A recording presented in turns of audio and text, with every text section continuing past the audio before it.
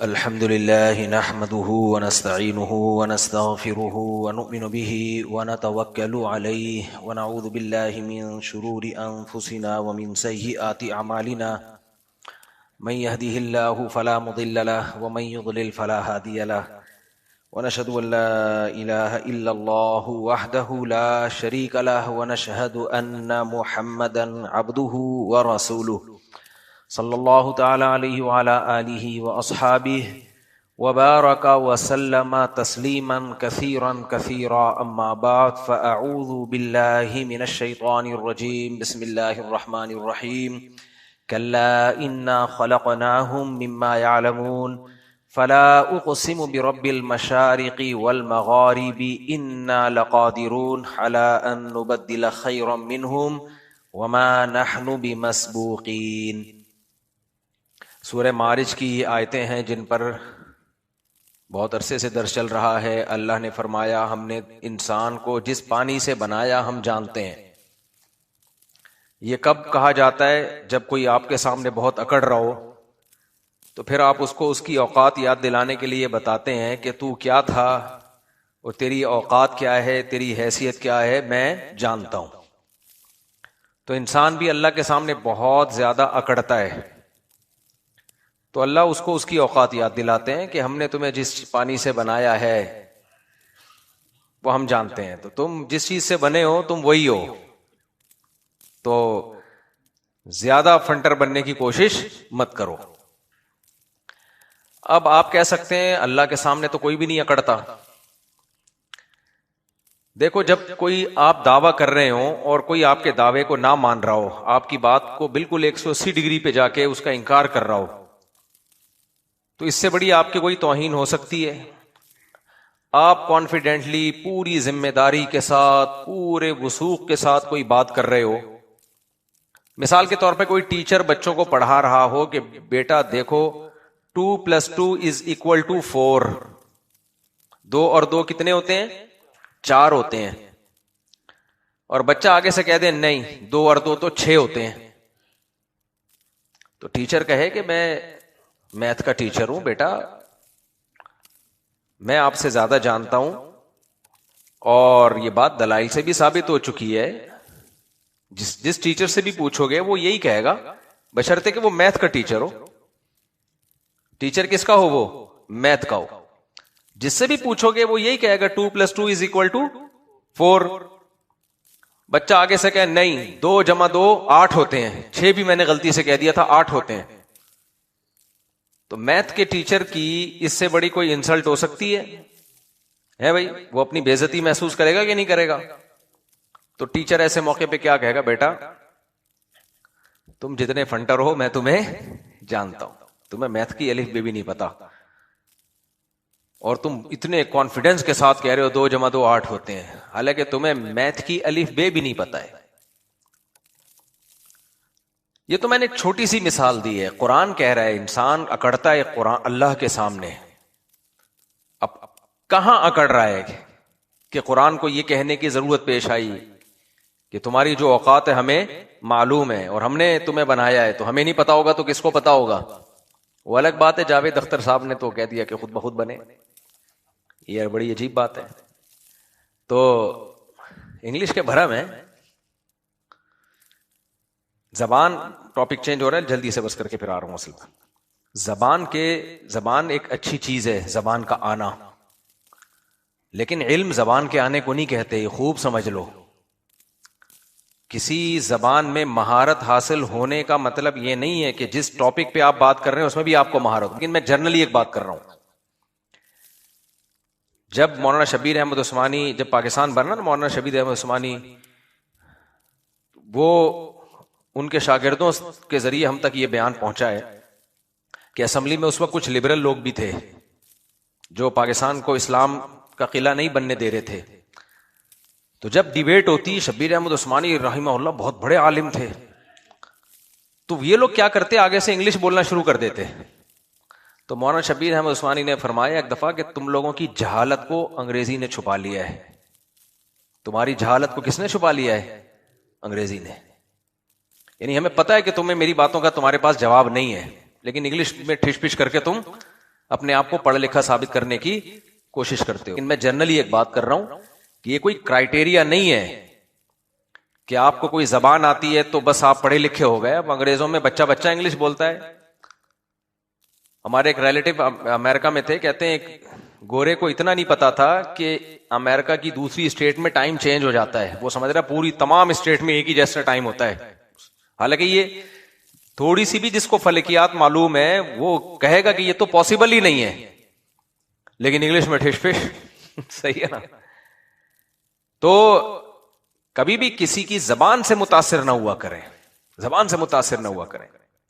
آپ کہہ رہے ہو آپ مجھے اس پہ بولنے کی کیا ضرورت ہے؟ اس لیے ضرورت ہے کہ اس زمانے میں کچھ اسکالرز ایسے ہیں جو علم میں بالکل زیرو ہیں, بالکل فارغ ہیں, لیکن تھوڑی سی ٹرمز انگریزی کی یوز کرتے ہیں, استعمال کرتے ہیں, ٹھش پش لگاتے ہیں. لوگ کہتے ہیں یار کیا ماشاءاللہ زبردست, حالانکہ بالکل فارغ بات ہوتی ہے. وہ 0/0 اس کی ویلیو ہوتی ہے. اچھا, انسان کی نفسیات یہ ہے کہ جو نالج اس کے پاس نہیں ہوتی نا, تو وہ والی نالج اگر کوئی غلط بھی رکھے گا تو انسان اس سے متاثر ہوتا ہے کہ چلو اس کے پاس کچھ نالج تو ہے, مجھے تو پتہ ہی نہیں. مثال کے طور پر آپ کو اگر ہسٹری کا نہیں پتا, تاریخ کا پتہ ہی نہیں ہے کہ ہسٹری میں کیا ہوا ہے, اب کوئی آ کے قصے سنانا شروع کر دے, یار وہ بنو امیہ میں یہ ہوا تھا, پھر فلانا کمانڈر دریافت ہوا تھا, پھر یہ ہوا, پھر یہ ہوا, پھر یہ ہوا. بولو گے یار نالج. آپ کو کیوں وہ نالج لگ رہی ہے؟ اس کے کانفیڈنس کو دیکھ کے, اور اس لیے لگ رہی ہے کہ آپ کے پاس ذرا سی بھی نہیں ہے. سمجھ رہے ہو نا؟ تو اس لیے آپ کو لگ رہا ہے کیا ہے, وہ پڑھا لکھا لگ رہا ہے, یار کیا نالج ہے, حالانکہ وہ پھینک رہا ہوتا ہے. اب آپ نے کیونکہ ہسٹری آپ نے خود پڑھی نہیں ہے, آپ کو خود معلومات ہے نہیں, تو وہ پھینک رہا ہوگا. آپ سمجھ رہے ہو یار کیا کانفیڈنس ہے, حالانکہ وہ جھوٹ اور غلط چیز پہ کانفیڈنس ہوتا ہے جو اور زیادہ برا ہے. تو اس لیے میرے بھائی کبھی کسی کے اسٹائل سے, کسی کی باتوں سے, کسی کی انگلش سے, کسی کی ٹھش پش سے. اسی طرح مذہبی لوگ کیا کر رہے ہوتے ہیں, جو علماء ہیں بعض دفعہ وہ عربی کا بھرم, جو باطل علماء ہیں وہ عربی کا بھرم مار رہے ہوتے ہیں. ایک یوٹیوب پہ ایک اسکالر ہے نا, نام نہیں لوں گا, آپ نہیں جائیں گے ان کی طرف, میرا مقصد کسی کی برائی نہیں ہے. انہوں نے میرے خلاف ایک کلپ بنایا, اس میں عربی کی اصطلاحات بہت استعمال کی ہیں کہ اصل استدلال فقہ کی نا, جو اصول فقہ پڑھا ہوا ہے, ایسا لگ رہا ہے کہ اصل استدلال اس سے یہ ہوتا ہے فلاں. میں نے کہا بہت لمبی, کوئی بات نہیں اس میں, لیکن لوگ کہہ رہے ہیں یار علوم, علم بھی نہیں, کیا ہے علوم, پورا اصول فقہ پڑھا ہوا ہے. تو بھرم چل رہا ہے. دور کس کا چل رہا ہے؟ بھرم کا دور چل رہا ہے. جس کے بھرم ہے اس کا پلڑا کیا ہے, بھاری ہے. میں اب ایک چھوٹی سی مثال دیتا ہوں آپ کو. ہمارے ایک دوست ہی, میں نے پہلے بھی واقعہ سنایا ہے, ہمارے ایک دوست اسلامیات کا پیپر یہ انہوں نے اپنا واقعہ سنایا. اب انہوں نے جھوٹ بولا ہو تو بھائی وہ ذمہ دار ہے, لیکن مجھے نہیں لگتا کہ وہ اتنا بڑا جھوٹ بولے گا میرے سامنے اور یا کسی کے بھی سامنے. کہتے ہیں اسلامیات کا پیپر تھا یا کوئی تاریخ کا پیپر تھا, مجھے یاد نہیں, تو اس میں تھا کہ کسی مشہور شخصیت کے بارے میں نا, جو پاکستان بنانے میں جن کا بڑا کردار رہا, اس پہ کوئی نوٹ لکھیں, مضمون لکھیں. کہہ رہے ہم نے کبھی پڑھا ہو تو ہمیں پتا ہو کہ مشہور شخصیات کون کون سی ہیں. ان کے ابا کا نام تھا تمییز الدین. کہتے ہیں میں نے اپنے ابا پہ نوٹ لکھ لیا مولوی تمییز الدین رحمت اللہ علیہ. مولوی تمییز الدین رحمت اللہ علیہ ایک عظیم شخصیت تھے. کہتے ہیں میں پھینکتا رہا, فلاں سن میں پیدا ہوئے, پھر پاکستان کے لیے انہوں نے یہ کوششیں کی, پھر یہ ہوا, پھر قائد اعظم سے ملاقاتیں, 2-3 صفوں کا پورا ایک اچھا بھلا مضمون ٹھوک کے آ گئے. پورے نمبر ملے, کیونکہ سندھ حکومت ہے, آپ کو پتا ہے تعلیم کا یہاں ایسا خوبصورت نظام ہے, بالش کے حساب سے نمبر ملتے ہیں. کتنے؟ بالش کے حساب سے. پنجاب میں ہوتا تو شاید پکڑا جاتا, لیکن سندھ میں ایسی چیزیں نہیں پکڑی جاتی. میں نے کہا تم نے سندھ میں امتحانات دیے, تمہارے پورے نمبر بنتے ہیں, اس لیے بنتے ہیں کہ تمہیں لکھنا تو آتا ہے نا. یہ بھی ایک کمال ہے نا کہ فرضی کہانی بھی بنانا آسان تھوڑی ہوتا ہے, کیونکہ جن لوگوں کو نمبر مل رہے ہیں ان کو لکھنا بھی نہیں آتا ہے. تو اس لیے یہ کمال ہے بھائی. میں تو اس کو کہتا ہوں بالکل آپ کی حلال جاب ہے, ٹھیک ہے, آپ کو نمبر جو ملے ہیں. تو جب بھی وہ یہ میں کوئی واقعہ سنا رہا ہوتا نا, تو اب دیکھو مولوی تمییز الدین رحمت اللہ علیہ پہ پورا مضمون لکھ دیا. کیوں؟ اسلامیات کو جو چیک کرنے والا ہے, جو بھی ایگزامینر تھا, جو پیپر کو چیک کرنے والا یا ہسٹری کے پیپر کو چیک کرنے والا, اس کو یہ بھی نہیں پتا تھا تو اس نے بولا کہ یار کچھ لکھا ہے کچھ تو ہوگا نا, اور زیادہ نمبر اس لیے دیے کہ اس کے پاس جو نالج ہے وہ میرے پاس نہیں ہے. تو یہی رہتے ہیں ادھر ہی, نماز پڑھنے بھی آتے ہیں جن کا یہ واقعہ ہے. تو خیر, تو اس لیے کچھ اسکالرز ایسے ہیں باقاعدہ کسی مدرسے سے پڑھے نہیں ہیں, نہ عربی فقہ, نہ انہوں نے عربی گرامر پڑھی ہے, نہ انہوں نے اصول حدیث پڑھا, نہ حدیث پڑھی, نہ انہوں نے اصول فقہ پڑھا, نہ انہوں نے عربی ادب پڑھی, نہ عربی گرامر پڑھی, کچھ بھی نہیں. چند کتابیں اردو کی یہاں سے پڑھ لی, چند کتابیں وہاں سے پڑھ لی, کچھ باہر کے اسکالرز کو پڑھ کے چوچو کا مربع بن کے پھر مارکیٹ میں آ کے جو لمبی لمبی وہ باتیں کر رہے ہوتے ہیں, تھوڑی سی انگلش ٹھش پش مار رہے ہوتے ہیں. لوگ کہتے ہیں علوم, علم نہیں. کیا کریں یار, روحانی عامل ذہن میں آ جاتے ہیں میرے. روحانی عاملوں سے بھی لوگ اس لیے متاثر ہیں, اس لیے کہ لوگ کہتے ہیں ہمارے پاس تو یہ روحانی علم ہے نہیں, جنات چڑیل بھوت کا تو ہمیں کچھ پتہ ہی نہیں ہے. تو اب کوئی بھی شخص آ کے کچھ اس طرح کی باتیں شروع کر دے, حصار ہوتا ہے, حمزاد ہوتے ہیں, موکل ہوتے ہیں, اور یہ اثرات ہوتے ہیں, پھر اس کے حصار کھینچا جاتا ہے, تو لوگ کہتے ہیں یار علم نہیں ہے, کیا ہے علوم. بھائی پھینک رہا ہے, کچھ بھی نہیں ہے اس کے پاس. تو پوری دنیا اسی سے دھندا چل رہا ہے دنیا کا, پھینکتے جاؤ اور ادھر بیٹھ کے لپیٹتے جاؤ. ڈاکٹروں کا بھی یہی ہے, پڑھے لکھے ڈاکٹر کو لوگ نہیں پوچھتے. جو ڈاکٹر نہیں ہوگا وہ میڈیکل سائنس کی بات کرے گا, مارکیٹ میں چل جائے گا وہ. اچھا, کچھ اسکالرز ایسے بھی ہیں مذہبی جو سائنس کی باتیں کر رہے ہیں میڈیا پہ آ کے, حالانکہ ان کو سائنس کا کچھ بھی پتا نہیں ہے. یعنی وہ سائنسدان نہیں مانتے ان باتوں کو, لیکن چونکہ جس نے سائنس بالکل بھی نہیں پڑھی وہ کہہ رہا ہوتا ہے یار پتہ نہیں کیا علوم لے کر آیا مارکیٹ میں. یہ تو ایک اصول ہمیشہ یاد رکھو, اسلام کسی ایک شخص پہ یا دو چار شخصوں پہ ڈیپینڈ نہیں کر سکتا, یہ ذہن میں رکھو. اگر کسی بھی اسکالر کو سن کے ایسا لگ رہا ہے یہ ٹھیک ہے باقی غلط ہیں, تو سمجھ لو یہ غلط ہے, باقی کیا ہیں ٹھیک ہے. اسلام ہے بھائی, نبی صلی اللہ علیہ وسلم آخری نبی ہیں, تو دو چار لوگوں کے کندھے پہ اللہ تھوڑی ذمہ داری ڈالے گا کہ وہ اسلام کو بچائیں. دو چار لوگوں کے کندھے پہ تھوڑی ذمہ داری ڈلے گی. تو کچھ اسکالر کو سن کے آدمی کو ایسا نیگیٹو ذہن بنتا ہے, ایسا نیگیٹو ذہن بنتا ہے. ایک تو اس کا خیال کرو, دوسرا اس کا خیال کیا کرو ہمیشہ, نوجوان طبقے کی عادت ہوتی ہے وہ منفی بات کو جلدی لیتا ہے, مثبت بات کو نہیں لیتا. مثبت بات کو نہیں لیتا, یہ نوجوانوں کی ایک عادت ہوتی ہے, اور ہمارے ملک میں یہ تھوڑی زیادہ ہے. مثال کے طور پر اگر کوئی یہ دعویٰ کرے کہ سارے مولوی ٹھیک ہیں یا سب لوگ ٹھیک ہیں, یہ دعویٰ چلے گا؟ نہیں چلے گا, اور غلط بھی ہے, سارے ٹھیک نہیں ہوتے. لیکن اگر یہ کہتے ہیں سارے غلط ہیں, یہ پھر بھی اس نظریے کو بہت سے ووٹ مل جائیں گے. اس نظریے کو بہت سے ووٹ بولو مل جائیں گے, کیونکہ بات منفیت کی ہو رہی ہے نا. حالانکہ یہ بھی غلط ہے کہ سارے غلط ہیں, یہ بھی غلط ہے کہ سارے صحیح ہیں, یہ بھی غلط ہے کہ سارے غلط ہیں. لیکن جب آپ ووٹنگ کرواؤ گے تو یہ کہنا کہ سارے صحیح ہیں, اس نظریے کو تو ایک ووٹ بھی نہیں ملے گا. لیکن یہ کہنا کہ سارے ہی غلط ہیں, اس کو ٹھیک ٹھاک ووٹ ملیں گے, اور دو چار ووٹ ہوں گے جو کہیں گے کہ نہیں ایسا نہیں ہے, اور وہ دو چار بھی وہی ہوں گے جو اپنے آپ کو سمجھتے ہوں گے میں ٹھیک ہوں, باقی سارے کیا ہیں غلط ہیں. تو یہ نوجوانوں کی اور خاص طور پر ہمارے ملک کی سوچ ہے کہ منفیت کیا ہے وہ مارکیٹ میں زیادہ چلتی ہے, تو یہ غلط ہے. اسلام تو اس کی ہمیں ترغیب نہیں دیتا میرے بھائی. قرآن سنت اٹھا کے دیکھو, مسلمانوں کے بارے میں حدیث میں آتا ہے میری امت حق پر غالب رہے گی. تو غلبہ کمزور کو ہوتا ہے طاقتور کو ہوتا ہے؟ طاقتور کو ہوتا ہے. تو امت کی بہت بڑا طبقہ حق پر رہے گا, آج بھی ہے. ہمارے حضرت مفتی رشید احمد صاحب کے پاس ایک شخص آیا اور کہنے لگا حضرت اتنے حالات خراب ہیں, یہ بے حیائی پھیل گئی, یہ فلانا یہ ہو گیا, جیسے ہوتے ہیں نا بیچارے لوگ آ رہے ہوتے ہیں, یہ ہو گیا, کرپشن ہے, فلانا ہے, ڈمکانا. اتنی حضرت نے, ہمارے حضرت تھے اسٹریٹ فارورڈ نا, منہ پہ بالکل پورے تمیز سے جا کے جواب چپکا دیا کرتے تھے. لا یخافون فی اللہ لومۃ لائم, کسی کی پرواہ نہیں ہوتی تھی حضرت کو. تو انہیں فرمایا اتنے سارے اچھے کام بھی تو ہو رہے ہیں, یہ بھی ہو رہا ہے, یہ بھی ہو رہا ہے, فلانا بھی ہو رہا ہے, فلانا بھی. جاؤ مدنی مسجد جا کے دیکھو, جمعرات کو بھری بھی ہوتی ہے, اتنے نمازی ہوتے ہیں. اچھا جو منفی ہوتا ہے نا, کھوپڑی جس کی منفی ہی چل رہی ہوتی ہے, وہ اس کو بھی نیگیٹو لے کے جاتا ہے. مدنی مسجد بھری ہوئی ہے, مسجدیں بھری ہوئی ہیں, کرپشن نہیں ختم ہو رہی. یعنی مطلب یہ ہے کہ کرپشن نہیں ختم ہو رہی تو مسجدیں بھی خالی ہو جائیں. ابے جو اچھا ہو رہا ہے وہ تو اچھا مان لینا یار, مسجدیں بھری ہوئی ہیں اور سارے کرپٹ تھوڑی ہیں. ابھی دیکھو ماشاءاللہ یونیورسٹی سے آئے ہیں, کون سے بیکن ہاؤس میں پڑا ہوا بندے کا آپ حلیہ دیکھو یار, ان کو یہاں ہونا چاہیے تھا. ان کی حلیے سے لگ رہا ہے کہ نہیں لگ رہا؟ بیکن ہاؤس پتہ ہے کتنا ماڈرن ماحول ہے وہاں کا, کیا کچھ نہیں پڑھا رہے وہ, کیا کچھ نہیں سکھا رہے, جو ماحول بنا رہے ہیں.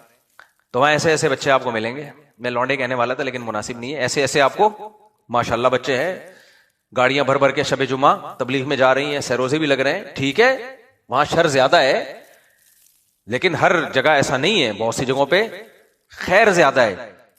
تو انسانی سوچ یہ ہے کہ وہ منفی چیز کو زیادہ لیتا ہے, منفی چیز کو زیادہ لیتا ہے. صرف اس کے بعد فرمایا کرتے تھے عقیدت نہیں محبت ضروری ہے. سمجھ رہے ہو؟ جو اہل اللہ یا بزرگان دین ہیں جو واقعی دین کا کام کر رہے ہیں, اس سے عقیدت نہیں, عقیدت مارکیٹ سے 2 منٹ میں شارٹ ہوتی ہے. محبت ضروری ہے. محبت میں کیا فرق ہوتا ہے؟ محبت میں یہ ہوتا ہے کہ آپ کو اچھا نہیں لگتا اس کے خلاف سنیں, آپ اچھا نہیں لگتا. جیسے جمشید کا بیٹا ہے, کوئی آپ کو آ کے بتایا, آپ کے پڑوس میں جمشید رہتا تھا, کسی نے آ کے بتایا جمشید کا بیٹا چرس پی رہا تھا. ویسے جمشید دیکھو کتنا نیک بنا پھرتا ہے, آپ کو دل میں خوشی ہوگی, یار ہم تو جمشید کو بڑا نیک سمجھتے تھے, اس کے بچے کیا کر رہے ہیں. حالانکہ جمشید تھوڑی پی رہا ہے بھائی, اس کا بچہ پی رہا ہے نا. نوح علیہ السلام اللہ کے پیغمبر تھے, بیٹا کافر, لیکن پھر بھی ایک خوشی ہوگی کیونکہ منفی زیادہ دماغ چلتا ہے کہ اچھا ذلیل ہو جائے دنیا میں. اور جتنا مشہور آدمی ہوگا, جتنا نیک ہوگا, اس کی بری خبر تو مزے لے لے کے, چسکے لے لے کے لوگ پھیلاتے ہیں. دیکھو نا عزیز مصر کی بیوی جو تھی وہ عاشق ہو گئی یوسف علیہ السلام پہ نا, جو ان کے گھر میں ایک خادم کی حیثیت سے تھے. تو بات محل میں دب گئی. بادشاہ نے کہا بھائی میرے گھر کی عزت کا مسئلہ ہے, مٹی پاؤ. یوسف اعرض عن ھذا, یوسف چل جانے دے یار, ٹھیک ہے میری بیوی کی غلطی ہے, جان دے یار. وہ چاہ رہا تھا کہ میری عزت کا جنازہ نکل جائے گا بھائی, میری گھر کی بات گھر سے باہر نکل گئی تو مارکیٹ میں میری 2 ٹکے کی عزت نہیں رہے گی کہ میری بیوی ہو کے عاشق کسی اور پہ ہو رہی ہے. اب وہ سزا بھی نہیں دے سکتا تھا نہ بیوی کو, بعض جرائم ایسے ہوتے ہیں اس میں کسی کو سزا ہی نہیں دی جا سکتی. ایک صاحب پکڑے گئے, اللہ معاف فرمائے, کسی کے ساتھ نا, تو ہمارے پاس کیس آیا, کہنے تھانے میں جاؤ. میں نے کہا بھائی جس کے ساتھ پکڑا گیا ہے تھانے میں گئے نا, وہ بھی بدنام ہوگی, اس کے رشتہ دار بھی بدنام ہوں گے, اور یہ بھی بدنام ہوگا. تو اس میں کتنے لوگ لپیٹ میں آ رہے ہیں, اتنی بڑی سوسائٹی یعنی اتنا بڑا خاندان لپیٹ میں آ رہا ہے. مٹی پاؤ. کچھ کیس ایسے حل ہوتے ہیں بھائی, کیونکہ عزت ایک دفعہ جائے گی واپس نہیں آتی, اور پاکستان میں تو آتی نہیں ہے. پاکستان میں عزت صرف جاتی ہے, میں نے اب تک آتے ہوئے کی رپورٹ دیکھی نہیں ہے. ہاں کچھ لوگ ایسے ہیں جو اتنے بے عزت ہیں کہ ان کی اب عزت جانے کے لیے کچھ رہا نہیں ہے نا. ابھی چھوڑو, پھر میں کہیں اور چلا جاؤں گا. دیکھیں عزت, پیسہ ہوتا ہے تو جانے کا غم ہوتا ہے نا. کچھ لوگ کی عزت اتنی وہ ہو چکی ہے کہ اب عزت جانے کا ان کو غم ہے ہی نہیں, کیونکہ جائے گی نہیں عزت. کیوں نہیں جائے گی, ہے ہی نہیں, تو جائے کیا. تو وہ اس لیول کے لوگ ہیں, وہ بہت اونچے لوگ ہیں, وہ چھوٹے موٹے لوگ اس لیول کے ہوتے نہیں ہیں. خیر کیا بات کر رہا تھا میں, دیکھو ہے نہیں, عزت کے حوالے سے نہیں, یہ واقعہ کس پہ سنا ہے میں نے, یوسف علیہ السلام کا نا. تو یوسف علیہ السلام جو بادشاہ تھا, جو عزیز مصر تھا, اس نے کیا کہا, اعرض عن ھذا, چل یار مٹی پا یار. حالانکہ چھوٹا جرم نہیں تھا اس کی بیوی کا, لیکن وہ چاہ رہا تھا کہ بھائی یہ جرم جب دنیا کے سامنے جائے گا اور میں بیوی کو سزا دوں گا یا طلاق دوں گا اس کو, تو لوگ پوچھیں گے کیوں دی, میں بتاؤں گا تو کیا بدنام کون ہوگا. لیکن تھا سمجھدار آدمی. کیا خیال ہے, تھا کیا سمجھدار آدمی. تبھی میں خواتین سے کہتا ہوں تمہارا میاں اللہ نہ کرے اگر پکڑا بھی جاتا ہے تو گھر کی بات گھر میں دفن کر دو, کیونکہ تمہارے میاں کی بے عزتی سے تمہاری بے عزتی ہوگی. عورتیں بڑی بیچاری بے وقوف ہوتی ہیں, کوئی بھی میاں کو کچھ الٹا سیدھے کام میں دیکھ لیا فوراً دنیا کو بتانا شروع کر دیتی ہیں میری یہ ایسا. ابے بھائی اس کی تو بے عزتی ہوگی, تیری بھی کبھی عزت نہیں ہوگی. اور جو عورتیں چسکے لے لے کے سن رہی ہیں نا تیرے میاں کی برائیاں, کل تھوڑا سا ان کا اختلاف ہو گیں گے, ہاں ہے تو تیرا میاں تو ایسا ہے, عورت کی تو پہچان اس کا میاں ہے. تبھی کہتے ہیں نا عقل مند لوگوں نے کہا ہے کہ عقل مند عورت اپنے میاں کو شہزادہ بنا کے رکھتی ہے اور شہزادی کہلاتی ہے، اور اس کی برائیوں کو گھر میں دفن کر دیتی ہے. اور بے وقوف عورت اپنے میاں کی ساری دنیا میں چرچے بیان کرتی ہے. وہ میاں بھی تو حرکتیں دیکھو نا، پکڑے جا رہے ہیں آج کل. موبائل میں دیکھو تو وہاں کچھ چیز سے پکڑے جا رہے ہیں، انٹرنیٹ پہ بیٹھا ہوا ہے پتہ نہیں فوش فلمیں، اللہ معاف فرمائے، بولتے ہوئے بھی برا لگ رہا ہوتا ہے، وہ دیکھتا ہوا پکڑا گیا. یہ آج کل رپورٹیں آ رہی ہیں، اللہ معاف فرمائے. تو میں ان عورتوں کو بولتا ہوں بھائی برا کیا، میں اس کو فیور نہیں کر رہا، لیکن دفن کر دو گھر کے اندر. بچوں کو پتا چلے گا ابا یہ کر رہے تھے، بچوں کے دل میں کیا عزت رہے گی؟ بچے بھی کریں گے کہ نہیں کریں گے یہ کام پھر؟ لیکن منہ ہی نہیں، کنٹرول ہی نہیں ہے، کنٹرول ہی نہیں ہے منہ کے اوپر. اللہ میاں نے میاں بیوی کو لباس بنائے ایک دوسرے کا. لباس کا مطلب ہے چھپاؤ بھائی، ایک دوسرے کی چیزوں پہ پردہ ڈالو. اب بے وقوف عورت نے اپنے پرانے تعلقات بتا دیے شوہر کو. تم کیوں بتا رہی ہو بھائی؟ چھوڑ دو، جمشید کیسا تھا، ستار کیسا تھا، مٹی پاؤ. اور اگر اس نے حماقت کر کے بتا دیے ہیں تو تم چھپا دو اب اس کو بیگم، بس پرانی باتیں کیا کرو، اور کرید رہا ہوتا ہے اور مزے لے رہا ہوتا ہے. پھر جب لڑائی ہوگی تانے دے گا اس کو. تم نے خود بتایا تھا، تمہیں یاد ہے؟ آج میں پکڑا گیا ہوں تو تم نے تو خود پکڑوایا اپنے آپ کو. کیا گند چل رہا ہے. تو بس وہ بے لگام زبان ہے. اللہ میاں نے حکم دیا پردے ڈالو بھائی. اپنے گناہ کو بھی کسی کے سامنے ظاہر کرنے کی اجازت نہیں ہے. نبی صلی اللہ علیہ وسلم نے فرمایا کل امتی معافن الا المجاہرین، جہار کرنے والے جو اپنے گناہ کو لوگوں کے سامنے بیان کر دیتے ہیں ان کا گناہ قابل معافی نہیں رہتا. اللہ کہتے ہیں تجھے خود شرم نہیں آ رہی اپنے گناہ پہ؟ جس چیز پہ شرم آتی ہے وہ بیان کیا جاتا ہے. بھائی کچھ برائیاں ایسی ہوتی ہیں انسان کو پتا ہے گندا کام ہے یہ، تو بتا نہیں رہا ہوتا. وہ لڑکی والوں کے سامنے آپ گئے رشتہ لینے کے لیے، کیا کرتے ہو؟ جی میں چرس پیتا ہوں چھپ چھپ کے. بتاؤ گے کبھی؟ اگر پی بھی ہے بھائی چھپاتا ہے آدمی، یار یہ کوئی عزت جائے گی. تو جس گناہ کو آپ بتا رہے ہو نا، اس کا مطلب آپ اس گناہ کو گناہ سمجھتے نہیں، آپ اس کو ہلکا سمجھتے ہو. تو جب آپ اس کو ہلکا سمجھتے ہو تو اللہ کیوں معاف کرے گا؟ اللہ نے معافی ان لوگوں کے لیے رکھی ہے جو اپنی غلطی کو بڑا سمجھتے ہیں اور توبہ استغفار کرتے ہیں، ندامت ہوتی ہے. جب آپ بتا رہے ہو میری گرل فرینڈ ہے، میں نے یہ کیا، میں نے فلانی فوش فلم دیکھی، میں نے فلانی فلم دیکھی، میں نے یہ کیا، یہ ڈرامے بازی، تو اللہ کہتا ہے کہ اس کو خود اپنے گناہ پہ ندامت نہیں ہے. تو کل امتی معافن الا المجاہرین، جو جہار کرنے والے، لوگوں کے سامنے بتانے والے، اللہ کہتا ہے یہ قابل معافی نہیں ہے، یہ قابل معافی نہیں ہے. تو میں وہ مثال دے رہا تھا نا کہ چھپائے. ہاں تو یوسف علیہ الصلوۃ والسلام نے بھی بیوی کو، ان کی جو عزیز مصر تھا، عقل مند آدمی معلوم ہوتا ہے، اس نے بیگم کو بولا مٹی پا بھائی، کیا کر دے. یہ نہیں کیا اس نے بلایا اس کے سسرال فون کیا اپنے سسر کو، دیکھ لیا اپنی بیٹی کی حرکتیں. پاکستانی ہوتا یہ کام کر رہا ہوتا، دیکھ لیا. اور وہ سالے اور سسر آستین چڑھا کے تگڑ تگڑ دوڑتے ہوئے آ رہے ہوتے. اور جو ہوتا ہے ہمارے یہاں سسرالوں کے جھگڑے پھر چلتے ہیں تو پھر نتیجہ نکلتا بادشاہ کی 2 ٹکے کی حیثیت. اگلے الیکشن میں جیتنا نہیں تھا اس نے.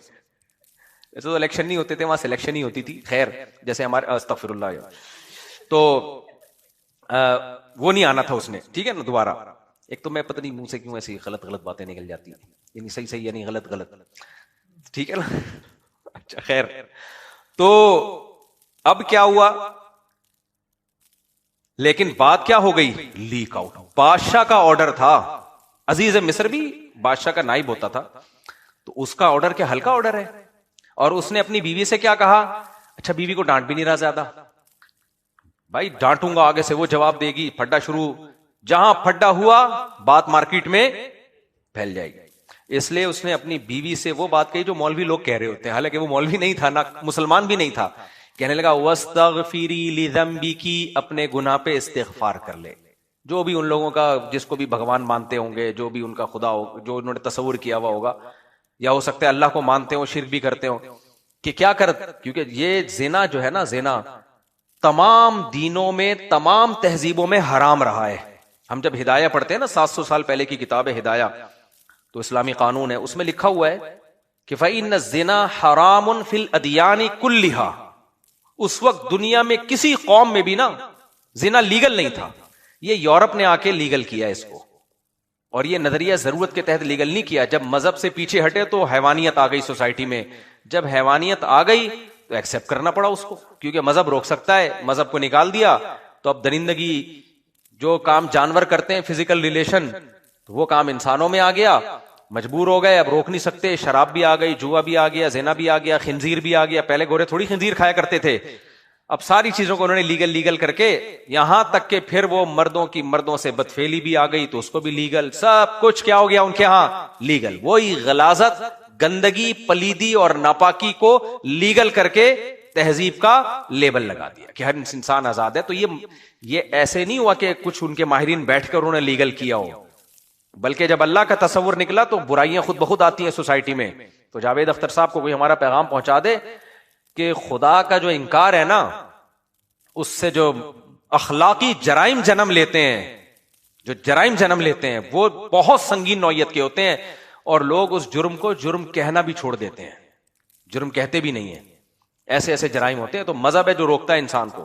خیر، تو میں یہ کر رہا تھا یوسف علیہ السلام کی نے کتنی، وہ ان کے جو عزیز مصر تھا اس نے کتنی پابندیاں لگائی ہوں گی، بات آگے نہ جائے تو بھی توبہ استغفار کر، بس ہو جاتا ہے، انسان ہے، تو بھی انسان کی بچی، میں بھی انسان کا بچہ ہوں، بس آفیشلی روکا ہوگا نا. چند دنوں میں پورے مصر میں خبر پھیل گئی تھی. وقال نسوۃ فی المدینہ امرأۃ العزیز تراود فتاها عن نفسی، مدینہ یعنی شہر کی عورتیں کہ تقریباً سبھی کی زبان پہ یہ تھا، ابے بھائی تمہیں پتہ ہے بہن کیا چل رہا ہے مارکیٹ میں؟ ہاں بھائی بتا. وہ فوراً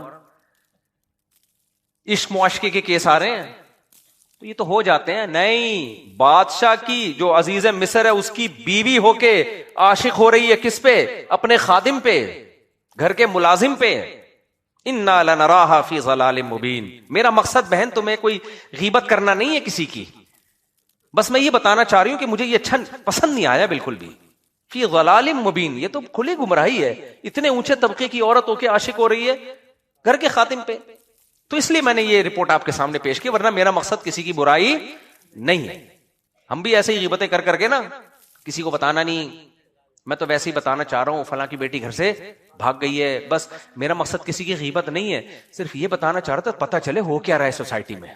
ابے تیرے بتائے بغیر بھی پتہ چل جاتا ہے لوگوں کو. ہر آدمی غیبت پہ ایک اچھا لیبل لگا کے لوگوں کے گھروں کے راز فاش کر رہا ہوتا ہے. یہ جو ہے نا نالج، نبی صلی اللہ علیہ وسلم نے ایک دعا سکھائی ہے، اللہم انی اعوذ بک من علم لا ينفع. اے اللہ اس علم سے تیری پناہ مانگتا ہوں جو فائدہ نہ پہنچائے. ہر نالج اچھی نالج نہیں ہوتی. آپ کو سب کے گھروں کا پتا ہے، کس کی بیوی بھاگ گئی، کس کا کس کے ساتھ چکر چل رہا ہے، کس کی بیٹی کا کہاں سے چکر چل رہا ہے، اور آپ کو میں ایک نالجیبل آدمی ہوں. یہ والی نالج شیطان کے پاس بولو زیادہ ہوتی. کچھ چیزوں سے جاہل رہنا یہ عالم ہونے کی دلیل ہوتی ہے، اور کچھ چیزوں کا علم ہونا یہ جاہل ہونے کی دلیل ہوتی ہے. آپ کو اپنے کام سے کام رکھو، تمہیں کیا یار کس کے گھر میں کیا ہو رہا ہے. کسی کو آپ موبائل پکڑا دو فوراً گیلری میں گھسے گا، ان باکس میں جائے گا، واٹس ایپ میں جا کے میرے ساتھ ہوا ہے یہ سب کچھ. اعتماد کر کے میں نے موبائل پکڑا دیا. پہلے ہوتا تھا، اب تو میں ہوشیار ہو گیا ہوں نا. جب میں نیا مشہور ہونے لگا نا تو اچھے لوگ آتے ہیں، ماشاءاللہ حضرت جی، میں بڑا متاثر ہوتا ہے، اتنا نیک آدمی یار، یعنی مجھ سے اتنا زیادہ تمیز سے مل رہا ہے. اس کو موبائل پکڑا دیا کہ بھئی ویڈیو بنا لے. کم بخت گھس گیا کس میں، نمبر نکال لیے. اب میرے پاس ہر طرح کے نمبر آتے ہیں. ایک نے شرارت کی، ایک خاتون ڈیورس طلاق یافتہ تھی، مسائل پوچھ رہی تھی، تو اس کے یاداشت، اس کا استفتاء آیا ہوا تھا میرے پاس طلاق کا. تو میں نے ڈیورس کے لفظ سے نا اس کو، تاکہ مجھے یاد رہے اس کی ہسٹری، اس نے دیکھا یہ طلاق یافتہ ہے، اس پہ لائن مارو. میرے موبائل سے نمبر نکال کے لائن مارنا شروع کر دی. سمجھ میں آ رہی ہے بات کہ نہیں آ رہی ہے؟ مجھے پتہ ہی نہیں ہو گیا رہا ہے وہ خاتون کہ میرا نمبر کہاں سے چلا گیا. پھر میں نے اس کو، پھر جب میں نے انکوائری کے پتا چلا کہ یہ اس طرح ہوتا ہے، گھر میں کسی کو بٹھاؤ وہ درازیں کھول کے چیک کر رہا ہے، الماریوں میں گھس رہا ہے. بھائی یہ تو شوہر بیوی کے لیے یہ کام کرتا ہوا اچھا نہیں لگتا. بیگم کا موبائل عورتیں بھی کر رہی ہوتی ہیں، میاں کے موبائل. یہ جمشید ہے، جمشیدہ تو نہیں ہے کہیں، یہ محمود ہے کہیں، ایسا تو نہیں ہے لکھا ہوا محمود اور نکلے کیا. میں عورتوں سے کہتا ہوں تم شوہر کی پرائیویسی میں جتنا مرضی گھسو گی نا، تمہیں ٹینشن کے علاوہ کچھ بھی حاصل نہیں ہوگا. شوہر کے پاس تمہیں بے وقوف بنانے کے اتنے راستے ہیں، اتنے راستے ہیں, کیونکہ گھر سے جو گھر میں ہوتا ہے اس کی نگرانی ہو سکتی ہے, جو گھر سے باہر ہے اس کی کون نگرانی کرے گا. لیکن نہیں, ایک ہے کچھ نہ کچھ, پھر وہ لڑائیاں ہوتی ہیں, بدگمانیاں ہوتی ہیں, طلاقیں ہوتی ہیں. چھوڑ دو یار, تمہارا جب میاں گھر میں آتا ہے, بھائی میرے میاں سے اچھا اس کائنات میں کوئی بھی نہیں ہے, بہت شریف آدمی ہے, کبھی بھی انٹیوں کو نظر اٹھا کے نہیں دیکھتا, کبھی ضرورت ہو تو ٹکٹکی باندھ کے دیکھ لیتا ہے. اتنا بے حیا نہیں ہے کہ نظر اٹھا کے. چھوڑو, کیا ضرورت ہے, دنیا مسافر خانہ ہے بھائی. اگر تمہیں یہ لگے کہ میرا میاں اچھا ہے, حقیقت میں نہ ہو, اور اس سے تمہارا ٹائم اچھا گزر جائے, تو یہ زیادہ بہتر نہیں ہے. کیا خیال ہے؟ نہیں یاری سمجھ. دیکھو, عورت کو اگر یہ لگے کہ میرا میاں دنیا کا بہت اچھا انسان ہے, اور اس کا مرد کا سلوک اپنی بیوی کے ساتھ اچھا ہو, باہر کیا کر رہا ہے آپ یہ سمجھو کہ بہت اچھا ہے, کوئی غلط ایکٹیویٹی میں نہیں ہے, اور اس سے آپ کی زندگی ہنسی خوشی گزر کے ختم ہو جائے, آخرت میں پتا چلے کہ یہ ایسا تھا. دنیا اچھی گزر گئی کہ نہیں گزر گئی, تو آخرت میں تو اللہ آپ کو ویسے ہی آپ کے اعمال کا اچھا بدلہ دے دے گا. یہ نہیں تو کوئی دوسرا اچھا میاں اللہ آلٹرنیٹ کے طور پہ دے دے گا آپ کو. لیکن دنیا اچھی گزر گئی نا سکون سے. نہیں, پورا رپورٹ ہونی چاہیے, صبح نکل کے کدھر گیا, وہاں سے. اب میں دیکھ رہا ہوں جو میاؤں نے, ایک بات خوب سمجھ لو, میں تم لوگ کو خراب کرنا مقصد نہیں ہے, جب شادی ہوا کرے نا, بیگم کو شروع میں بتا دو کہ ریموٹ کنٹرول کی طرح مجھے کنٹرول کرنے کی کوشش مت کرنا. جن لوگوں نے شروع میں شریف شرفا بننے کی کوشش کی, کچھ لوگ ایسے نیک شریف شرفا ہوتے ہیں, جب شادی ہو گئی, بیگم صبح جا رہے ہیں, بیگم پوچھتی ہے, دلہن پوچھتی ہے کہاں جا رہے ہیں, بیگم آفس ٹائم ہو رہا ہے, تو آج تو چھٹی تھی آپ کی, چھٹی نہیں تھی لی آپ نے, نہیں میں اصل میں فوج میں ہوں یا کسی ایسے ادارے میں ہوں, میں چھٹی نہیں کر سکتا, یا میری ڈیوٹی بہت سخت ہے, کمپنی نے مجھے جو چھٹیاں دی تھیں پورے سال میں وہ لے چکا ہوں, تمہارے ابا نے شادی ڈیلے کی تھی, پوری نا رپورٹیں پیش کرنا شروع کر دے گا. بیگم کہتی یہ ہوتا ہے میاں. میں نے ایک سوال پوچھا, پورے تھیسس اس نے میرے سامنے رکھ دیا. پھر آپ صبح جا رہے ہیں, پوچھ رہی ہے آج لیٹ ہو گئے آدھا گھنٹہ. بیگم وہ اصل میں ٹریفک میں بہت پھنس گیا تھا. بیگم کہے کہ کتنا اچھا میاں ہے, اچھا ویڈیو بنا کے بھیجیں, ٹریفک میں پھنسے ہوئے آپ نے, آپ کیونکہ آپ کیا ہے, فیئر ہیں, منافقت آپ کے قریب سے بھی نہیں گزری. بے وقوف ہے بھائی, یہ تو بے وقوف ہے. ابھی ہوتا کیا ایسے لوگوں کے ساتھ, آپ فیئر ہیں, آپ نے ویڈیو بنا کے بھیج دی, دیکھو ٹریفک میں پھنسا ہوا ہوں. بیگم کو اعتماد آ گیا, میرا میاں جھوٹ کبھی نہیں بولتا, ماشاءاللہ ایسا میاں ہوتا ہے. اس ٹائم پہ آپ پہنچ گئے, پھر صبح جا رہے ہیں, پھر کہیں دوستوں کے ساتھ بیٹھے ہوئے, اتوار کے بیان. بیگم نے پوچھا کہاں ہو, اتوار کے بیان میں بیٹھا ہوا ہوں. دوسری شادی سے متاثر تو نہیں ہو رہے, نہیں آج مفتی صاحب کا یہ ٹاپک ہی نہیں ہے, یہ دیکھو میں تمہیں لائیو تھوڑا سا سنا دوں, وغیرہ وغیرہ. خدا کی قسم کچھ دنوں میں تمہاری جو حالت ہوگی نا, اور تم سے زیادہ خراب حالت تمہاری بیوی کی ہوگی. یہ وہ لاڈ ہے جس سے آپ کے گھر تباہ ہو جائے گا کل. جن لوگوں نے اس طرح سے زندگی گزاری ہے, زندگی عذاب میں آ گئی ان کی, اور بالآخر نقصان اس کا عورت کو ہی ہوگا, نقصان عورت کو ہوگا. میں کبھی گھر سے باہر ہوں نا, میرے گھر والوں کا فون آئے کہاں ہیں, تو کہیں ہوں, بس یہ رپورٹ پیش کرنا میرے ذمہ ضروری نہیں ہے. اس میں ان کا فائدہ ہے, ان کو عادت ہی نہ ڈالو اس کی. 20 جگہ ہوتی ہیں جہاں انسان پھنسا ہوا ہوتا ہے, نہیں جا سکتا ٹائم پہ. ہمارے ابھی ہم پنجاب سے آ رہے تھے, فلائٹ لیٹ, اب دھن کی وجہ سے فلائٹوں پہ فلائٹیں لیٹ ہوئے جا رہی ہیں. 5 گھنٹے لاہور ایئرپورٹ پہ بیٹھے رہے, پھر لیٹ, پینسل ہی ہو گئی اگلے دن. اب وہ کیا بولوں گا, کسی کے گھر کی باتیں نہیں کرنی چاہیے. تو ہمارے ایک ریلیٹو تھے, ان کی بیگم کا فون آیا, وہ یقین ہی نہیں کر رہی کہ فلائٹ کینسل ہوئی ہے, وہ یقین ہی نہیں کر رہی ہے, وہ کہہ رہی ہے ٹوپی کرا رہے ہو. صحیح ہے. ایک اور ہمارے دوست ہیں, کسی کو نہیں پتا چلے گا کس کی بات ہو رہی ہے. وہ بےچارے, ان کی عمر ہو گئی ہے 60 سال کے ہو گئے, وہ کہہ رہے ہیں یار ایسا ریموٹ کنٹرول کی طرح میں نے شروع میں بس کنٹرول میں آ گیا, تو اب میری تو زندگی عذاب بن گئی ہے, کہیں نہیں جا سکتا, کہیں نہیں بیٹھ سکتا, بہنوں کے پاس تک نہیں بیٹھ سکتے. اس میں پھر لڑائیاں ہوگی, نقصان اس میں عورت کو ہی ہے. بھائی بیگم کو بتاؤ, بیگم رخصتی تمہاری ہوئی ہے, میری نہیں ہوئی ہے. تم آئی ہو وہاں سے ہجرت کر کے, یہاں باؤنڈ ہوئی ہو. میں تو جیسا جمشید تھا ویسے کا ویسے ہی جمشید ہوں. میں صرف اتنا باؤنڈ ہوا ہوں کہ تمہارے حقوق ادا کروں گا, نان نفقہ, اور تمہیں پراپر ٹائم دوں گا. اب کون سا ٹائم دوں, یہ کوئی آفس نہیں ہے کہ 8 بجے آنا ہے اور شام کو 8 بجے نکلنا ہے میں نے, یا جہاں بیٹھا رہوں میں تمہیں بتا. اتنا تو فوج میں فوجی نہیں بتا رہے ہوتے اپنے آفیسر کو کہ کس وقت کہاں بیٹھا ہوں میں. تو اس سے زندگی آپ بھی, یہ شروع میں یہ لوگ کر لیتے ہیں, یہ پھر اس کے بعد آپ بھی ڈپریشن میں, گھر میں لڑائیاں ہوتی ہیں, اور بالآخر نقصان اس کا عورت ہی کو ہوتا ہے. تو اتنا لاڈ شروع میں مت دو کہ افورڈ کرنا مشکل ہو جائے اس کو. بیگم کو سمجھا دو, بیگم میں کوئی غلط ایکٹیویٹی میں نہیں ہوں, میرے کسی سے کوئی تعلقات نہیں ہے, لیکن گھر پہ میں, اور رات کو جلدی گھر پہ آیا کرو. ایک آدھ دفعہ کبھی لیٹ ہو جاتا ہے, شریف آدمی رات کو کہاں ہوتا ہے, گھر پہ ہوتا ہے. یہ شروع سے روٹین بناؤ, شروع سے. کبھی لیٹ ہو گئے تو بھائی مجھے آج کام ہے, میں دیر سے آؤں گا, بس اتنا کافی ہے. میں وہاں بیٹھا ہوا ہوں, میں ادھر بیٹھا ہوا ہوں, میں یہ کھا رہا ہوں, میں وہ کھا رہا ہوں. اس سے کبھی کبھار تو ٹھیک ہے, لیکن یہ زندگی عذاب بنتی ہے اس سے. اور جن گھروں میں مجھے لوگ بولتے تھے یہ کون سا طریقہ ہے یار, اچھا اس سے شروع میں جھگڑا ہوگا, آپ گھر سے باہر ہو, بیگم پوچھ کہاں, کہیں, جواب میں کیا ہوں, کہیں. شروع میں لڑائی ہوگی اس سے, پھر ہمیشہ کے لیے سکون ہو جائے گا. شروع میں لڑائی ہوتی ہے اس سے, کیوں بتا کیوں نہیں رہے, بتا کیوں نہیں رہے. میں نے کہا میں بھائی میں اس لیے نہیں بتا رہا کہ میں چاند پہ پہنچا ہوا ہوں اس وقت, میں لوکیشن نہیں شیئر کر سکتا, حالانکہ میں کہیں نہیں بیٹھا ہوتا, میں ہو سکتا ہے ادھر ہی گائے کے پاس بیٹھا ہوا ہوں. لیکن عادت کیوں بنائے بھائی ہم اس کی, ہر وقت اپنے ماں باپ کو نہیں رپورٹ پیش کی جا سکتی, ہر وقت آدمی دماغ وہ ہو جاتا ہے اس سے. تو جب بڑا ہو جاتا ہے آدمی, بچے تو ٹھیک ہے, بچوں پہ تو کیئر ہونی چاہیے, اب تو بڑے ہو گئے نا, جب شادی تو جب بڑے ہوئے تبھی تو ہوئی ہے نا شادی. اب لوگ زیادہ اچھا بننے کے چکر میں ایک ایک چیز کی رپورٹ بیگم کو پیش کر رہے ہیں, پھر آمدنی بھی پوری بتا رہے ہوتے ہیں اسے. لوگوں نے بہت نیک بن کے ایسا کیا, پوری تنخواہ لا کے بیگم کو پکڑا دی کہ ٹوٹل میری آمدنی ہے. اب پھر پورے مہینے بیگم سے بھیک مانگتے رہتے ہیں, وہ پان گٹکے کے پیسے دے دو, یہ دے دو. نتیجہ کیا نکلتا ہے, نہ وہ کہیں صدقہ کر سکتے ہیں, نہ بزنس میں آگے سوچ سکتے ہیں. اب کوئی بہت ہی نیک شریف بیگم, نیک تو ہونا الگ بات ہے, لیکن اتنا کسی کا دماغ ہو, وہ 100 میں کوئی ایک خاتون ایسی ہو سکتی ہے جو پھر آپ کا ساتھ دے, ورنہ تو بھائی بڑے مسائل ہو جاتے ہیں اس سے. آج ہی کی بات ہے, ایک صاحب آئے کہنے لگے میرے بیگم, میں نے گھر بنایا, میری بیگم کہہ رہی میرے نام کر دو. آج ہی کی بات ہے, تو آپ سے مشورہ ہے میں کر دوں.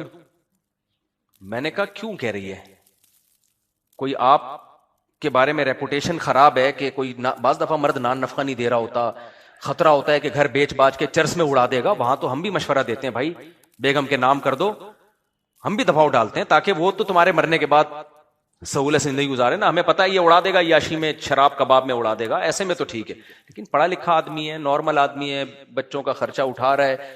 اب وہ کہنے لگے مجھے بہت دباؤ ہے, میرے بچے بھی بہت دباؤ ڈال رہے ہیں کہ گھر میں بیگم کے نام کر دوں, اور میری بیگم بھی بہت دباؤ ڈال رہی ہے کہ گھر کس کے نام کر دو, میرے نام کر دو. میں نے پوچھا کوئی نان نفقے میں پرابلم, کہہ رہے نہیں کوئی شکایت نہیں ہے. میں نے کہا پھر کیوں, کہہ رہے بس وہ کہہ رہی ہے کہ آپ کو مجھ سے محبت نہیں ہے, کیا آپ ہم پہ اعتماد نہیں ہے. میں نے کہا عجیب بات ہے. میں نے کہا 1 لاکھ روپے دے دو. کہتے ہیں کیوں, پوچھو گے نا آپ کیوں, کیا آپ کو مجھ پہ اعتماد نہیں ہے. میں نے کہا بھائی یہ حماقت نہیں کرنا, آپ کے مرنے کے بعد وہ آپ کے بیوی بچوں ہی کا ہے, اور آپ کی صحت سے بھی لگ رہا ہے کہ آپ کے مرنے کا چانس. ان کو میں نے کہا نہیں, دل چاہ رہا تھا کہنے کا. تو یہ بات ہی غلط ہے بھائی آپ کے مرنے کے بعد جائے گا نا, اگر اللہ نہ کرے بیگم پہلے مر گئی تو وہ تو ویسے ہی دینے کا فائدہ ہی نہیں ہے. پھر تو خام خکی نا نیک بننے کی نا, ایکسٹرا آرڈینری جو نیک بننے کی کوشش کرتے ہیں, ہر چیز میں شریعت نے بیلنس کا حکم دیا ہے. کس کا, اعتدال. ہر چیز میں اعتدال ہے بھائی. دیکھو اللہ نے ہمیں حکم دیا بیوی سے محبت کریں, ساتھ ساتھ سربراہ بھی بنایا ہے, اس کو لے کے چلنا بھی کس کی ذمہ داری ہے, آپ کی. وہ دوست تھوڑی ہے, فرینڈ تھوڑی ہے, گرل فرینڈ نہیں ہے وہ آپ کی, اس کی ذمہ داری ہے آپ پر. اس کی تربیت, اس کی جو ہیلتھ ہے, مینٹلی ہیلدی رہے, وہ دماغ خراب نہ اس کا.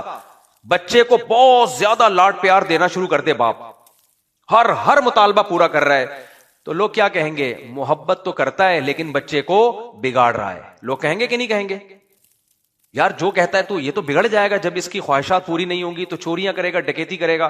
لہذا باپ کیا کرتا ہے, وہ بچے کے مطالبے پورے بھی کرتا ہے, اور بہت سے مطالبوں پہ نو بھی کہہ دیتا ہے. کیوں کہتا ہے, اب باپ, بچہ کہہ رہا ہے مجھے یہ چاکلیٹ چاہیے, مجھے یہ چاہیے, مجھے وہ چاہیے, باپ کہتا ہے نہیں. تو کوئی باپ کو یہ تانا دیتا ہے کہ تجھے اپنے بچے سے نفرت ہے, کوئی تانا دیتا ہے, نہیں دیتا. کیوں, اس لیے کہ ان کو پتا ہوتا ہے جہاں بچے سے محبت ہے وہاں یہ بچے کا سرپرست بھی ہے, اس کے ذمہ اس کی تربیت بھی ہے. تو ایسے ہی انگریزوں کا یہ تصور ہے کہ میاں بیوی بس ایک جیسے ہوتے ہیں. نا نا نا نا, اسلام نے کہا ہے کہ جس باپ نے اپنی بیٹی تمہیں دی ہے تو سنبھالنا بھی اب کس کے ذمہ ہے, صرف کھلانا پلانا نہیں ہے, سنبھالنا ہے. تو سنبھالنے میں یہ ہے کہ بیلنس لے کے چلنا ہے, اتنا زیادہ نہیں ہو کہ وہ بس کہیں کے بھی نہیں رہو آپ, وہ اس کو نقصان ہوگا اس کا فیوچر میں چل کے. وہ ایسا کنٹرولنگ سسٹم آ جائے گا نا کہ بس گئے کام سے آپ. اسی کا نقصان ہے کل جا کے اس کا. خیر میں بتا رہا تھا کہ وہ جو یوسف علیہ السلام کی خبر مصر میں پھیلی ایک دم اسپیڈ کے ساتھ پھیلتی چلی گئی. اس سے کیا سبق ملتا ہے ہمیں؟ مثبت چیزیں کم پھیلتی ہیں، منفی چیزیں زیادہ پھیلتی ہیں. لیکن سورہ حجرات میں اللہ نے ہمیں کیا کہا ہے، اور قرآن میں دوسرے مقامات پر، مثبت چیزوں کو زیادہ پھیلاؤ، منفی چیزوں کو بالکل بھی نہ پھیلاؤ. تو ہم تو بالکل الٹا چل رہے کہ نہیں چل رہے؟ عبداللہ بن مسعود کے پاس 4 گواہ آئے کہ ہم نے فلاں کو زنا کرتے ہوئے دیکھا ہے، حالانکہ ان کے لیے گواہی دینا جائز تھا. عبداللہ بن مسعود نے فرمایا کہ یعنی جس کا مفہوم میں اپنے الفاظ میں بتا رہا ہوں کہ کاش تم اس کو ذلیل نہ کرتے. تو صحابہ کرام کبھی بھی کسی کی برائی کی خبر سن کے خوش نہیں ہوتے تھے. حتیٰ کہ نبی کے پاس جو خاتون آئی نا کہ مجھ سے زنا ہو گیا ہے، تو نبی کو بھی خوشی نہیں ہوئی تھی. نبی نے چہرہ پھیر لیا، اپنا چہرہ پھیر لیا. پھر وہ دوسری مجلس میں دوبارہ آئیں، پھر آپ نے چہرہ پھیرا اپنا. پھر تیسری مجلس میں دوبارہ آئیں، پھر چہرہ پھیرا آپ نے اپنا. ہماری کیا حیثیت، ہماری کیا ہے؟ کوئی آ کے اپنی برائی بتا رہا ہو، ایک دم لڈو پھوٹنا شروع، ابے اب اس کے خفیہ راز ہمارے سامنے آنے والے. ہم جب پڑھتے تھے نا تو مجھے یاد ہے 4-5 بندے بیٹھے ہوئے تھے، اسکول کا واقعہ ہے. تو ایک لڑکے کے منہ سے کچھ اپنی نکل گیا، اس نے کوئی برائی کی ہوگی. اس زمانے کی کیا برائی ہوتی تھی، کوئی تھوڑی سی وہ بھی دیکھ لیتا تھا نا، کسی کی تصویر شیمپو کی بوتل پہ کسی خاتون کی، اس کے لیے وہ بھی اس پہ بھی عاشق ہو جاتا تھا. تو کہیں اس نے اپنی کوئی برائی بیان کی ہوگی تھوڑی سی. تو مجھے یاد ہے ہماری کلاس میں ایک لڑکا اس کے پیچھے پڑ گیا، یار پورا بتا واقعہ ہوا کیا ہے. ہم لوگ تو پیچھے ہٹ گئے، ہم نے کہا چھوڑو یار اس کا ذاتی ہے. وہ پیچھے پڑ گیا، بتا، اس کو اگل رہا ہے. میں نے اس کو جا کے بولا، میں نے کہا بھائی تو کیوں بتا رہے اب جو ہوا بٹی پا یار. وہ کیوں اگل رہا ہے؟ تاکہ اس کی کمزوری مجھے پتا چل جائے. دیکھو انسان اگر نیوٹرل ہو کے سوچے نا، اپنے بارے میں 2 منٹ میں فیصلہ کر سکتا ہے میں اچھا آدمی ہوں یا برا آدمی. یہ کوئی زیادہ ڈیفیکلٹ کام نہیں. اندر سے میں اچھا ہوں یا برا. کسی کی برائی سن کے خوشی ہو رہی ہے نا، اور دل چاہ رہا ہے اور اگل، سمجھ لو اندر سے کیا ہو، برے ہو. اور کسی کی برائی سن کے تکلیف ہو رہی ہے. مجھے یاد ہے ہم اپنے شیخ کے ساتھ بیٹھے ہوئے تھے، حضرت کے ساتھ، کسی نے آ کے کسی مولانا کی برائیاں کرنا شروع کر دیں، وہ اٹھ کے ہی چلے گئے. تو ہمیں نہیں پتا چلا یہ کس سلسلے میں گئے ہیں. پھر ان کے کسی بہت ہی کلوز خادم نے بتایا کہ ان کو برا لگا ہے کہ یار اچھا بھلی مجلس چل رہی تھی، آ کے کیا گند ڈالنا اس میں شروع کر دیا. اور اس غیبت کی ضرورت بھی نہیں تھی، کوئی ضرورت ہو تو ایک الگ بات ہے. ہم نے علماء سے سنا ہے کہ جو آدمی برائی کرتا ہے اس کی مثال ایسے ہے، یعنی جو گناہ کرتا ہے اس کی مثال ایسے ہے جیسے بیچ سڑک میں کسی نے پہانا کر دیا. یہ بھی غلط ہے. اور جو اس برائی کے چرچے کر کے پھیلاتا ہے وہ ایسے جیسے ڈنڈی سے لے کے اس کو پوری سڑک کو کیا کر رہا ہے، خراب کر رہا ہے. تو زیادہ برا کون ہوا، پہلا یا دوسرا ہوا. تو اس لیے میرے بھائی ہمیں ایک چیز کی ضرورت ہے، منفی سوچ کو کیا کر دیں، ختم. ہم سب بہت زیادہ منفی سوچتے ہیں ہر سطح پہ. اچھا منفی جو باتیں کرے گا وہ چلتا بھی بہت ہے، یہ سب ایسے ہیں، یہ سب ہے. حکمرانوں میں بھی سارے برے نہیں ہوتے، یہ بھی ذہن میں رکھو. جب تک ریلیشن ہمارا نہیں تھا نا، ہم بھی سمجھتے تھے سارے 2 نمبر ہیں. لیکن ہمیں ایسے ایسے خاندانی لوگ ان میں ملے ہیں، ایسے خاندانی لوگ ملے ہیں آفیسرز میں، 18 گریڈ 20 گریڈ کے آفیسرز میں. میں نے کہا یار یہ تو ہم سے زیادہ نیک ہیں. یہ تو سارے کہیں بھی برے نہیں ہوتے میرے بھائی. اور ہر چیز ہمارے خلاف سازش بھی نہیں ہوتی. سارے کام امریکہ کے بھی برے نہیں ہوتے. میں نہیں کہہ رہا امریکہ بہت اچھا ہے، حاجی ڈونلڈ ٹرمپ کے تو آپ کو کارنامے پتہ ہیں، سلو کے ایوارڈ مل رہے ہیں ان کو. لیکن ہر چیز میں نیگیٹو سوچنا کہ وہ جو یہ کر رہا ہے تو اس کا مقصد یہ ہے، حالانکہ اس کا مقصد نہیں ہوتا. بعض دفعہ وہ کر رہا ہوتا ہے، چلو یار انگریز بھی انسانیت کی خدمت کر لیتے ہیں، کافر بھی کر لیتے ہیں.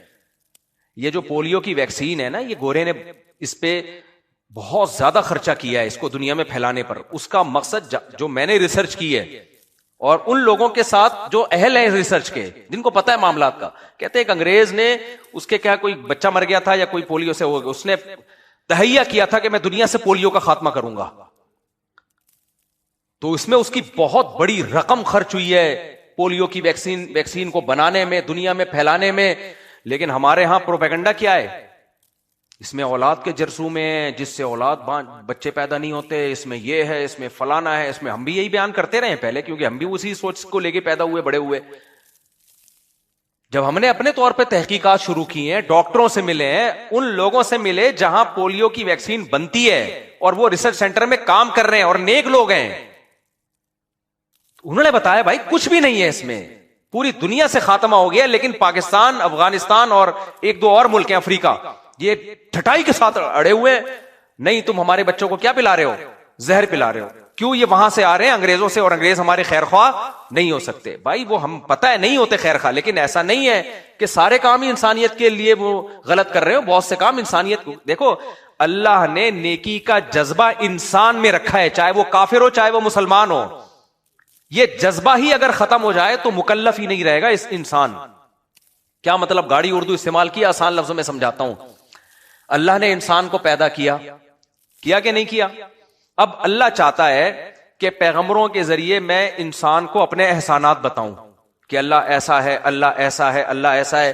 تو انسان کے اندر اللہ نے جو سافٹ ویئر ڈالے ہوئے ہیں، وہی سافٹ ویئر یہ ڈالے ہیں کہ جب وہ سنتا ہے کہ کسی کے احسانات مجھ پر بہت زیادہ ہیں تو اس کا دل اس کے لیے نرم ہونا شروع ہو جاتا ہے. یہ سافٹ ویئر کافر کے دل میں بھی ڈلے اور بولو مسلمان کے دل میں بھی ڈرے. ابو جہل میں بھی تھے یہ، لیکن کیا کیا ابو جہل نے؟ حق کی مخالفت کرتے کرتے کرتے کرتے وہ سافٹ ویئر وہ ریموو ہی ہو گئے، اس سے دل سیاہ ہو گیا. لیکن نیچرلی قرآن حدیث کہتی ہے کل مولود یولد علی الفطرہ، ہر بچہ فطرت پہ پیدا ہوتا ہے، چاہے کافر ہو، چاہے سکھ ہو، چاہے ہندو ہو، چاہے مسلم ہو. تو ماحول خراب کرتا ہے اس کو. تو اگر کافر کے اندر رحم کا جذبہ ہی ختم ہو جائے نا، یعنی اللہ کی طرف سے ہی ختم ہو جائے، یہ سافٹ ویئر ہی نہ ہو، تو پھر میرے بھائی آزمائش کس بات کی ہے؟ آزمائش ہی ختم ہو جائے گی نا. وہ کہہ سکتا ہے میرے اندر تو رحم کا، شیر کے اندر رحم کا جذبہ ہے. ارے آپ شیر کو سمجھاؤ کہ دیکھ میں تجھے روزانہ 2 کلو گوشت کچا لا کے کھلا دیا کروں گا، ہرن کو مت چھیڑنا اب تو آئندہ کبھی، کسی دن بھوک لگ رہی ہو، ہرن سامنے آئے تو اس پہ حملہ مت کرنا، مجھے بتانا، مجھے کال کر دینا، میں تجھے کچا گوشت لا کے کھلا دوں گا، صاف ستھرا تکا مسالہ ڈال کے کھلا دوں گا میں تجھے. شیر ترس کھائے گا ہرن پہ؟ نہیں کھائے گا، اس میں ترس کا مادہ ہے ہی نہیں. ہرنی بچہ جن رہی ہوتی ہے، شیر آ کے اس پہ حملہ کر دیتا ہے، بچے کو کھا جاتا ہے، ماں کو کھا جاتا ہے، اس میں جذبہ ہی نہیں ہے. جب جذبہ ہی نہیں ہے تو اس کا امتحان ہی نہیں ہے. سمجھ رہے ہو کہ نہیں سمجھ رہے؟ کافر کا امتحان یہ ہے کہ اس کے سامنے اللہ کی آیات پڑھی جاتی ہیں، اس کے سامنے اللہ کے احسانات یاد دلائے جاتے ہیں، اس کے سامنے اسلام کی باتیں کی جاتی ہیں، جذبہ اللہ نے اس کے اندر رکھا ہے، اس کا دل ہلنا شروع ہو جاتا ہے. پھر اس کی مرضی کہ اپنے ضمیر کی بات مانے یا اپنی خواہشات کا غلام بن کے حق کا انکار کرے. جذبہ اس کے اندر پیدا ہوگا. تبھی تو حدیث میں آتا ہے جو گناہ کرتا ہے دل میں کالا نقطہ پڑتا ہے، یعنی دل شروع سے سیاہ کسی کا بھی نہیں ہوتا، نہ کافر کا نہ مسلمان کا. حق کی بات کا انکار کرتے کرتے کرتے دل سیاہ ہونا شروع ہو جاتا ہے. تو اب ہم لوگوں نے یہ فرض کر لیا کہ جو کچھ بھی ان ملکوں سے ہو رہا ہے، کوئی بھی کچھ ہمارے لیے ہو رہا ہے، وہ سب غلط ہو رہا ہے. یہ غلط ہے، یہ بہت زیادہ منفی سوچ ہے. بہت سارے کام وہاں سے ہو رہے ہیں جو ہمارے لیے ہو رہے ہیں، وہ صحیح ہو رہے ہیں. ان کے پیچھے کچھ ڈونرز ہیں یا کچھ لوگ ہیں جنہوں نے انسانیت کی خدمت کا ایک جذبہ ہے ان کے دل میں. وہ پھر یہ نہیں دیکھتے مسلمان ہے، کافر ہے، ہندو ہے، کہتے سب مسلمان، سب انسانوں کو یہ سب سہولتیں ملنی چاہیے. لیکن منفی سوچ جب آپ کی ہوگی تو آپ یہ بات نہیں کر سکتے پبلک کے سامنے. پبلک یہ سننا چاہتی ہے ہر چیز کیا ہو رہی ہے؟ غلط. ڈاکٹر بھی غلط ہیں، اور پولیو بھی غلط ہے، فلانا بھی غلط ہے، یہ بھی غلط ہے، وہ بھی غلط ہے، کام سارے کر رہے ہوتے ہیں. جب دوسرے کی باری آتی ہے تو کیا ہے؟ غلط ہے. اس سوچ سے اپنے آپ کو نکالو. یہ اسکالرز کی بات شروع ہوئی تو میں نے اس پہ بات کی. جو اسکالر بھی ہر وقت منفی باتیں منفی باتیں منفی باتیں منفی باتیں. اچھا ایک اور اہم بات آئی کچھ دن پہلے، ایک بڑے اسکالر کو مجھے سننے کا موقع ملا، وہ ہسٹری بیان کر رہے تھے. ہسٹری میں کیا بیان کر رہے ہیں؟ خلافت راشدہ جب سے ختم ہوئی ہے تو اسلامی حکومت آئی نہیں ہے. اسلامی حکومتیں بولو آئی نہیں. سب ظالمانہ جابرانہ حکومتیں تھیں جس کو محدثین فقہا علماء سپورٹ کرتے رہے، ناجائز سپورٹ. سب یہ بنو امیہ بھی، بنو عباس بھی، خلافت عثمانیہ بھی، اندلس کی مسلمانوں کی خلافت وہ بھی، اور 1000 سال جو ہندوستان میں مسلمانوں کی حکومت، سب 2 نمبر. سب کیا تھے؟ نہیں آ رہی سمجھ میں میرا خیال ہے بات؟ سب کیا تھے؟ سب 2 نمبر. اور ظلم یہ کہ یہ مولوی انہی کو سپورٹ کرتے رہے ایسی 2 نمبر حکومتوں. میں نے کہا یار یہ آدمی اگر انگریز یہ بات کر رہا ہوتا, ہندو یہ بات کر رہا ہوتا, ہم کہتے اسلام دشمنی میں کر رہا ہے. کیا خیال ہے؟ یہ ہے مذہبی, ان کا دعویٰ یہ ہے کہ ہم اسلام کی خدمت کر رہے ہیں اور تاریخ کو ہم لوگوں کے سامنے کھول کھول کے بیان کر رہے ہیں. میں نے کہا کوئی انگریز یا کوئی ہندو یا کوئی سکھ جب یہ سنے گا کہ تمہارے خلفائے راشدین کے بعد سے لے کے اب تک کوئی انسان کا بچہ پیدا ہی نہیں ہوا ہے حکمرانوں میں, وہ کہے گا اب کیا, اب 1400 سال کے بعد تم پیدا کرو گے؟ اس زمانے کے لوگوں کا تقوی آپ دیکھو, ان کا علم آپ دیکھو, ان کی تہجد کی نمازیں, ان کے صدقہ خیرات. امام بخاری کی تاریخ پڑھو آپ, امام ابو حنیفہ کی تاریخ پڑھو آپ, امام ترمذی کی تاریخ پڑھو آپ کہہ سکتے ہو تو امام بخاری تھے. بھائی جب اس ٹائپ کے لوگ کسی سوسائٹی میں ہوتے ہیں تو پھر اس ٹائپ کے لوگ پیدا ہوتے ہیں. ایسا نہیں ہوتا لاکھوں میں ایک ہی پیدا ہو جائے. نہیں آئے سمجھ میں بات؟ کسی جگہ کا کوئی بہت بڑا سائنٹسٹ ہے تو اس کا مطلب یہاں سائنسدان پیدا ہو رہے ہیں, یہ ان میں سپیریئر نکل آیا. یہ نہیں ہوتا کہ سارے جاہلوں ایک آئنسٹائن پیدا ہو گیا وہاں پہ, یہ نہیں ہوتا.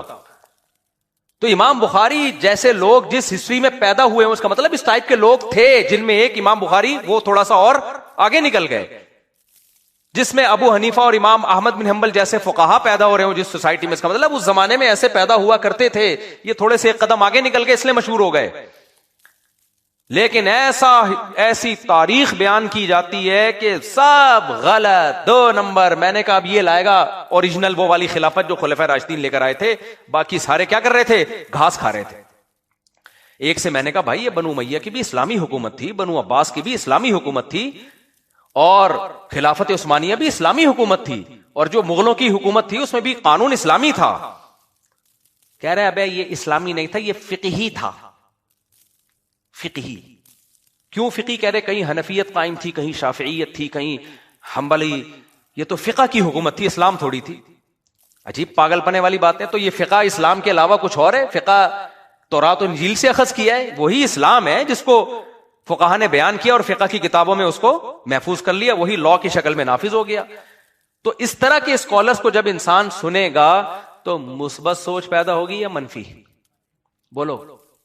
اور جب یونیورسٹیوں میں اس ٹائپ کے بیانات ہوں, لڑکوں میں اس ٹائپ کے بیانات ہوں, جو نئی جنریشن جب ایسا منفی سوچ لے کے وہ بڑی ہوگی تو اس سے کوئی خیر کی امید مت رکھو. میرے بھائی ہمارا بڑا شاندار ماضی ہے. اگر آپ صرف لڑائیوں کی ہی تاریخ پڑھو گے تو پھر تو آپ کو لگے گا مسلمان لڑتے ہی رہے ہیں, کیونکہ 1400 سال کی لڑائیوں کو ایک کتاب میں جمع کر دیا نا.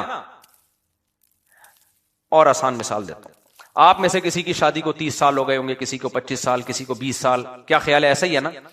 آپ کے اپنی بیگم سے جب رخصتی ہوئی تھی اس کے بعد سے لے کے جس دن جھگڑا ہوتا آپ کسی کتاب میں لکھ دیتے, میں نے اپنی بیگم کو یہ کہا, جواب میں اس نے سینڈل ماری.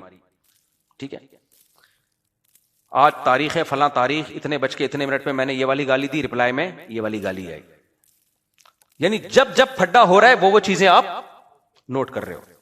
30 سال میں ایک چھوٹی سی کتاب تو بنے گی کہ نہیں بنے گی؟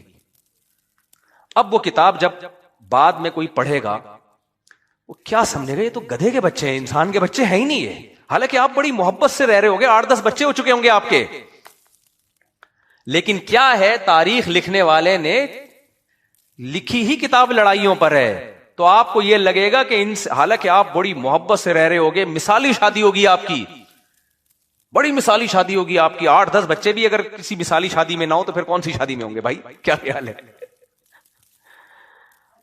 میرے پاس آتے ہیں نا میاں بیوی کا کیس, بعض دفعہ کہہ رہے ہوتے ہیں کہ وہ ہماری کبھی بنی نہیں ہے, 6 بچے ہو چکے ہوتے ہیں ان کے, کبھی ہماری بنی نہیں ہے. عورت کہتی ہے اس نے مجھے کبھی محبت دی نہیں ہے.